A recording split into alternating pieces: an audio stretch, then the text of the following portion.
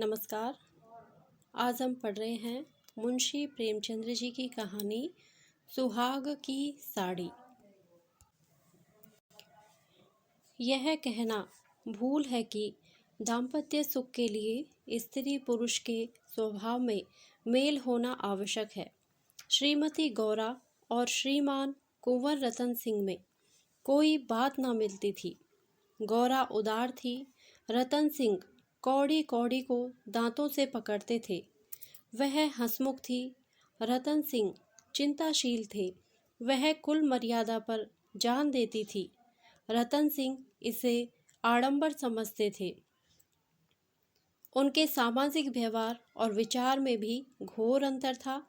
यहाँ उदारता की बाजी रतन सिंह के हाथ थी। गौरा को सहबोझ से आपत्ति थी, विधवा विवाह से घृणा और अछूतों के प्रश्न से विरोध। रतन सिंह इन सभी व्यवस्थाओं के अनुमोदक थे। राजनीतिक विषयों में यह विभिन्नता और भी जटिल थी।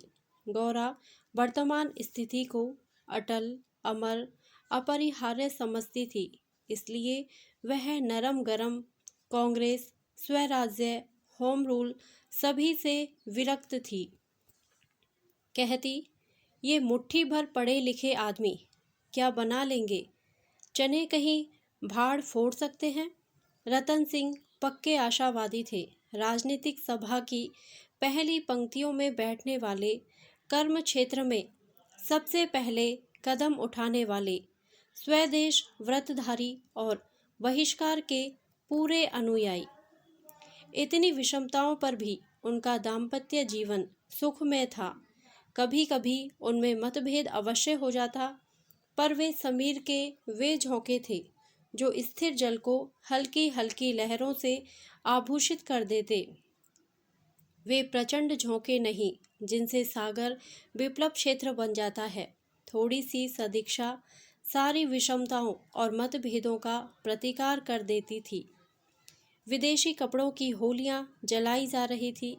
स्वयं सेवकों के जत्थे भिखारियों की भांति द्वारों पर खड़े हो होकर विलायती कपड़ों की भिक्षा मांगते थे, और ऐसा कदाचित ही कोई द्वार था जहां उन्हें निराश होना पड़ता हो। खद्दर और गाड़े के दिन फिर गए थे। नयन सुख, नयन दुख, मलमल और तंजेब तनबेद हो गए थे।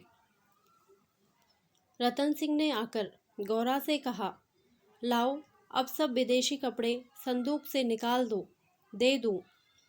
गौरा, अरे तो इसी घड़ी कोई साइत निकली जाती है, फिर कभी दे देना। रतन, वाह, लोग द्वार पर खड़े कोलाहल मचा रहे हैं और तुम कहती हो फिर कभी दे देना। गौरा, तो यह कुंजी लो, निकाल कर दे दो, मगर यह सब है लड़कों का खेल। घर फूंकने से स्वराज्य ना कभी मिला है और ना मिलेगा। रतन, मैंने कल ही तो इस विषय पर तुमसे घंटों सिरपच्ची की थी और उस समय तो तुम मुझसे सहमत हो गई थी। आज तुम फिर वही शंकाएं करने लगी। गौरा, मैं तुम्हारे अप्रसन्न हो जाने के डर से चुप हो गई थी। रतन, अच्छा, शंकाएं फिर कर लेना, इस समय जो करना है वह करो। गौरा, लेकिन मेरे कपड़े तो ना लोगे ना? रतन, सब देने पड़ेंगे। विलायत का एक सूत भी घर में रखना मेरे प्रण को भंग कर देगा। इतने में राम टहल साइस ने बाहर से पुकारा, सरकार, लोग जल्दी मचा रहे हैं। कहते हैं अभी कई मोहल्लों का चक्कर लगाना है। कोई गाड़े का टुकड़ा हो तो मुझे भी मिल जाए। मैंने भी अपने कपड़े दे दिए। केसर मेहरी कपड़ों की एक गठरी लेकर बाहर जाती हुई दिखाई दी। रतन सिंह ने पूछा, क्या तुम भी अपने कपड़े देने जाती हो? केसर ने लजाते हुए कहा, हाँ सरकार, जब देश छोड़ रहा है तो मैं कैसे पहनूं? रतन सिंह ने गौरा की ओर आदेशपूर्ण नेत्रों से देखा। अब वह विलंब ना कर सकी। लज्जा से सिर झुकाए संदूक खोलकर कपड़े निकालने लगी। एक संदूक खाली हो गया तो उसने दूसरा संदूक खोला। सबसे ऊपर एक सुंदर रेशमी सूट रखा हुआ था जो कुंवर साहब ने किसी अंग्रेजी कारखाने में सिलाया था। गौरा ने पूछा, क्या सूट भी निकाल दूं? रतन, हाँ हाँ, इसे किस दिन के लिए रखोगी? गौरा, यदि मैं यह जानती कि इतनी जल्दी हवा बदलेगी तो कभी यह सूट न बनवाने देती। सारे रुपये खून हो गए। रतन सिंह ने कुछ उत्तर ना दिया। तब गौरा ने अपना संदूक खोला और जलन के मारे स्वदेशी विदेशी सभी कपड़े निकाल निकाल कर फेंकने लगी। वह आवेश प्रवाह में आ गई। उनमें कितनी ही बहुमूल्य फैंसी जैकेट और साड़ियाँ थी जिन्हें किसी समय पहनकर वह फूली ना समाती थी। बाज साड़ियों के लिए तो उसे रतन सिंह से बार बार तकाजे करने पड़े थे। पर इस समय सबकी सब आंखों में खटक रही थी। रतन सिंह उसके भावों को ताड़ रहे थे। स्वदेशी कपड़ों का निकाला जाना उन्हें अखर रहा था, पर इस समय चुप रहने ही में कुशल समझते थे। तिस पर भी दो एक बार वाद विवाद की नौबत आ ही गई। एक बनारसी साड़ी के लिए तो वह झगड़ बैठे। उसे गौरा के हाथों से छीन लेना चाहा, पर गौरा ने एक न मानी, निकाल ही फेंका। सहसा संदूक में से एक केसरिया रंग की तंजेब की साड़ी निकल आई, जिस पर पक्के आंचल और पल्ले टके हुए थे। गौरा ने उसे जल्दी से लेकर अपनी गोद में छिपा लिया। रतन सिंह ने पूछा, कैसी साड़ी है? गौरा, कुछ नहीं, तंजेब की साड़ी है, आंचल पक्का है। रतन, तंजेब की है तब तो जरूर ही विलायती होगी, उसे अलग क्यों रख लिया? क्या वह बनारसी साड़ियों से अच्छी है? गौरा, अच्छी तो नहीं है, पर मैं इसे ना दूंगी। रतन, वाह, विलायती चीज को मैं ना रखने दूंगा, लाओ इधर। गौरा, नहीं, मेरी खातिर से इसे रहने दो। रतन, तुमने मेरी खातिर से एक भी चीज ना रखी, मैं क्यों तुम्हारी खातिर करूं? गौरा, पैरों पड़ती हूँ, जिद ना करो। रतन, स्वदेशी साड़ियों में से जो चाहो रख लो, लेकिन इस विलायती चीज को मैं ना रखने दूंगा। इसी कपड़े की बदौलत हम गुलाम बने, यह गुलामी का दाग मैं अब नहीं रख सकता, लाओ इधर। गौरा, मैं इसे ना दूंगी, एक बार नहीं 1000 बार कहती हूँ कि ना दूंगी। रतन, मैं इसे लेकर छोड़ूंगा, इस गुलामी के पटके को, इस दासत्व के बंधन को किसी तरह ना रखूंगा। गौरा, नाहक जिद करते हो। रतन, आखिर तुमको इससे क्यों इतना प्रेम है? गौरा, तुम तो बाल की खाल निकालने लगते हो, इतने कपड़े थोड़े हैं, एक साड़ी रख ही ली तो क्या? रतन, तुमने अभी तक इन होलियों का आशय ही नहीं समझा। गौरा, खूब समझती हूँ, सब ढोंग है, 4 दिन में जोश ठंडा पड़ जाएगा।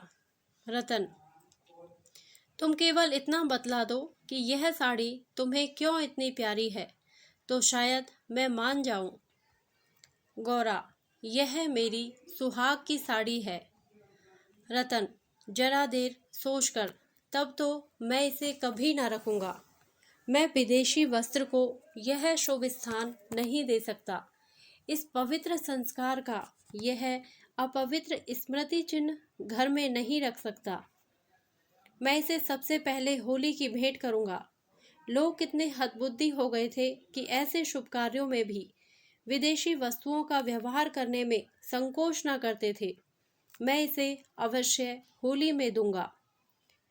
गौरा, कैसा असगुन मुंह से निकालते हो? रतन, ऐसी सुहाग की साड़ी का घर में रखना ही अशगुन, अमंगल, अनिष्ट और अनर्थ है। गौरा, यों चाहे जबरदस्ती छीन ले जाओ, पर खुशी से ना दूंगी।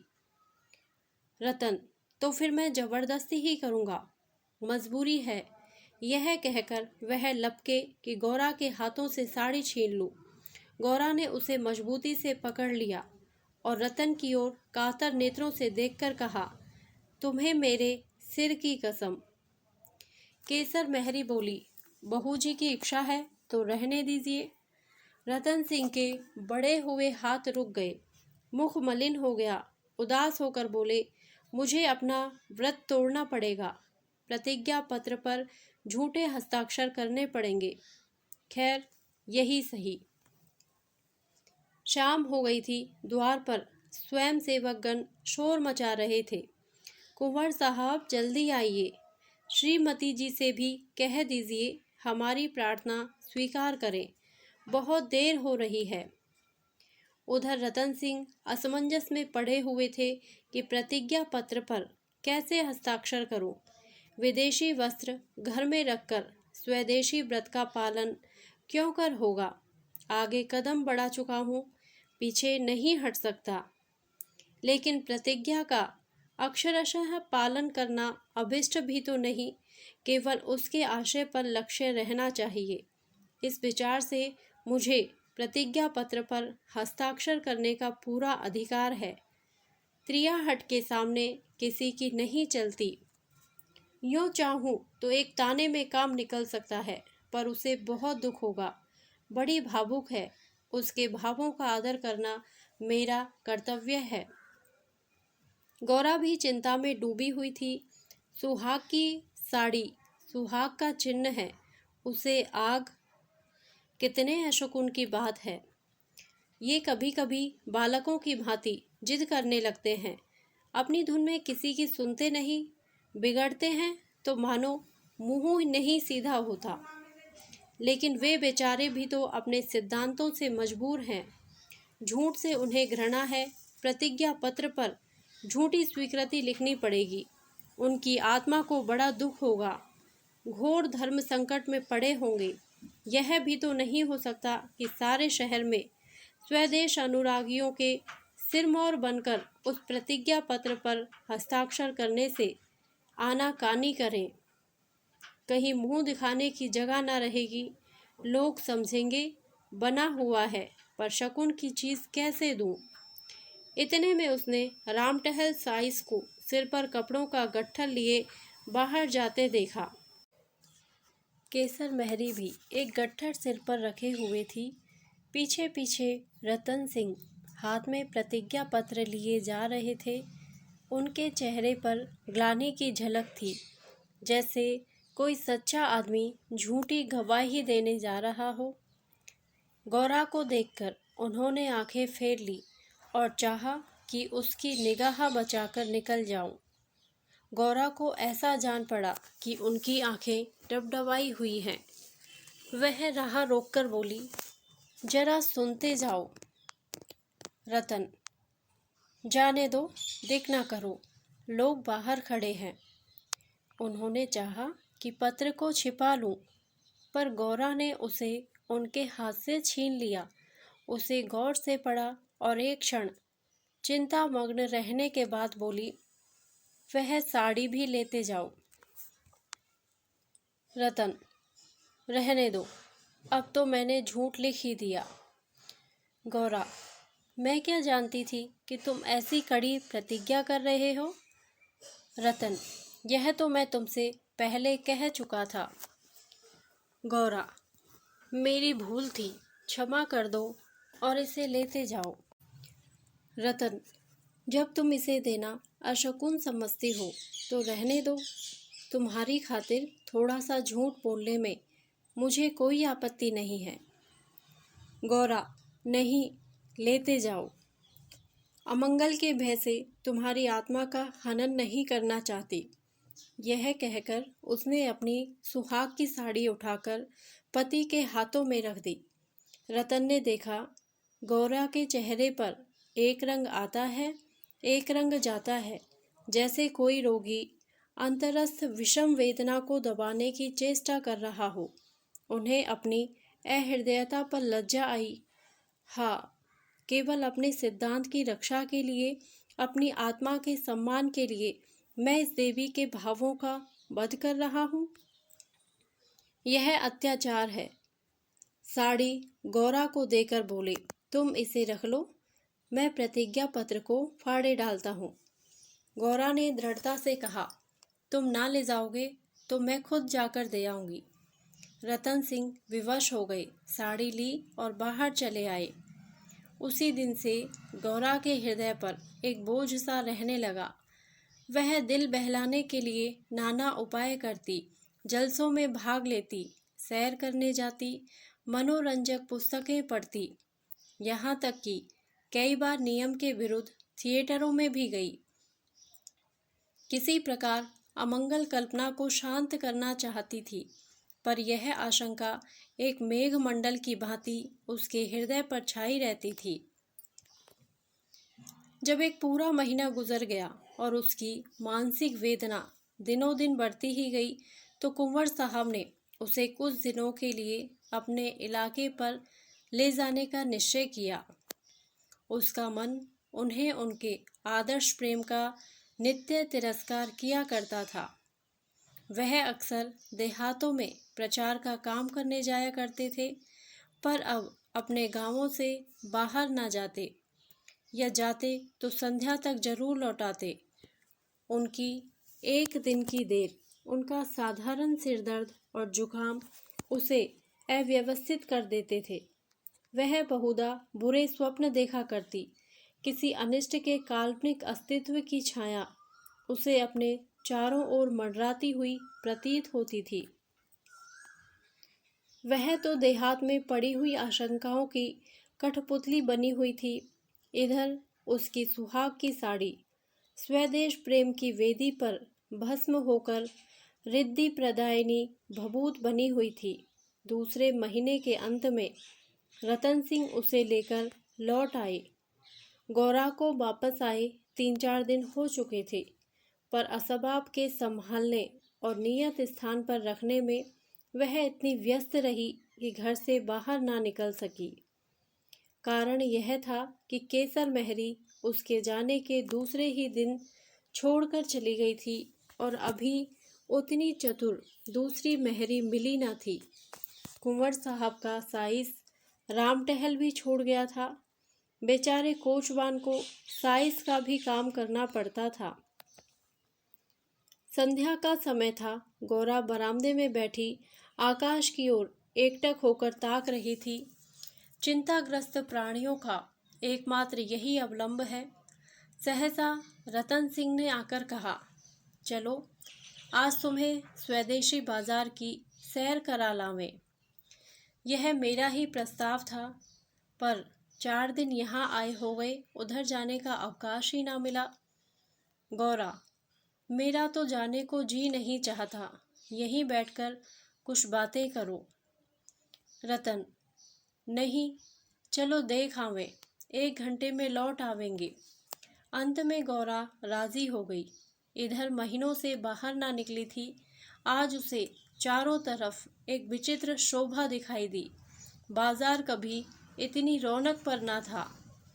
वह स्वदेशी बाजार में पहुंची तो जुलाहों और कोरियों को अपनी अपनी दुकानें सजाए बैठे देखा। सहसा एक वृद्ध कोरी ने आकर रतन सिंह को सलाम किया। रतन सिंह चौंक कर बोले, राम टहल, तुम अब कहाँ हो?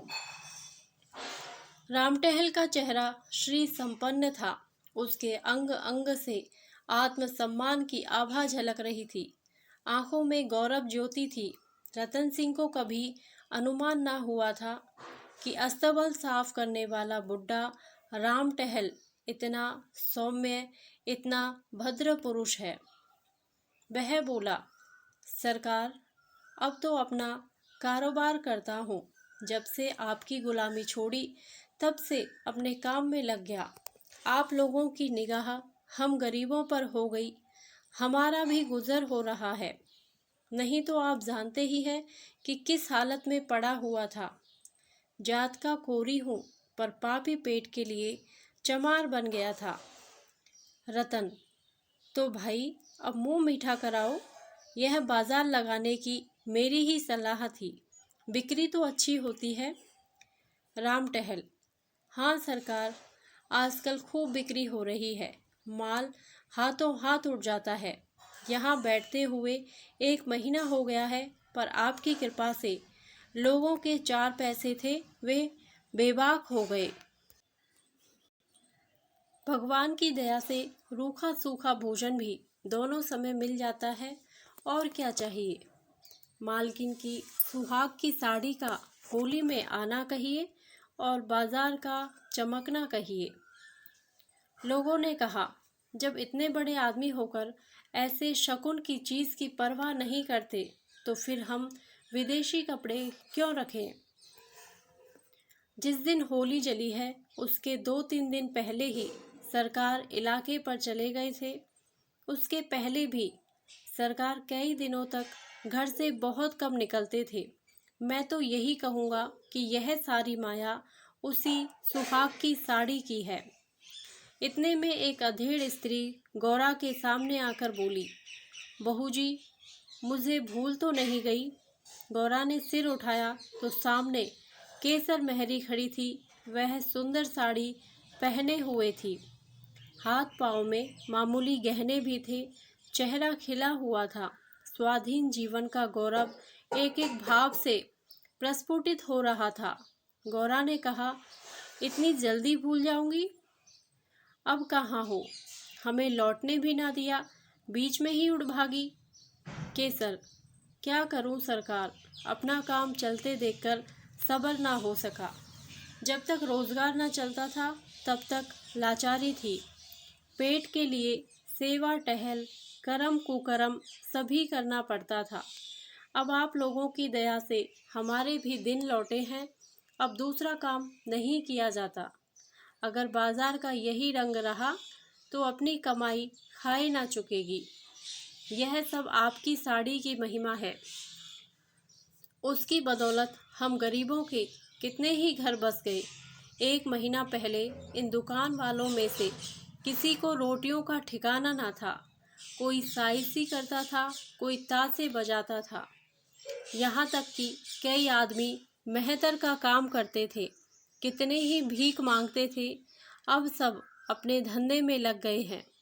सच पूछो तो तुम्हारी सुहाग की साड़ी ने हमें सुहागन बना दिया, नहीं तो हम सुहागिन होते हुए भी विधवाएं थी। सच कहती हूँ, सैकड़ों जवानों से नित्य यही दुआ निकलती है कि आपका सुहाग अमर हो, जिसने हमारी राण जात को सुहाग दान दिया। रतन सिंह एक दुकान पर बैठकर कुछ कपड़े देखने लगे। गौरा का भावुक हृदय आनंद से पुलकित हो रहा था। उसकी सारी अमंगल कल्पनाएं स्वप्नवत विच्छिन्न होती जाती थी। आंखें सजल हो गई थी और सुहाग की देवी अश्रु संचित नेत्रों के सामने खड़ी आंचल फैलाकर उसे आशीर्वाद दे रही थी। उसने रतन सिंह को भक्तिपूर्ण आंखों से देखकर कहा, मेरे लिए भी एक साड़ी ले लो। जब गौरा यहाँ से चली तो सड़क की बिजलियां जल चुकी थी।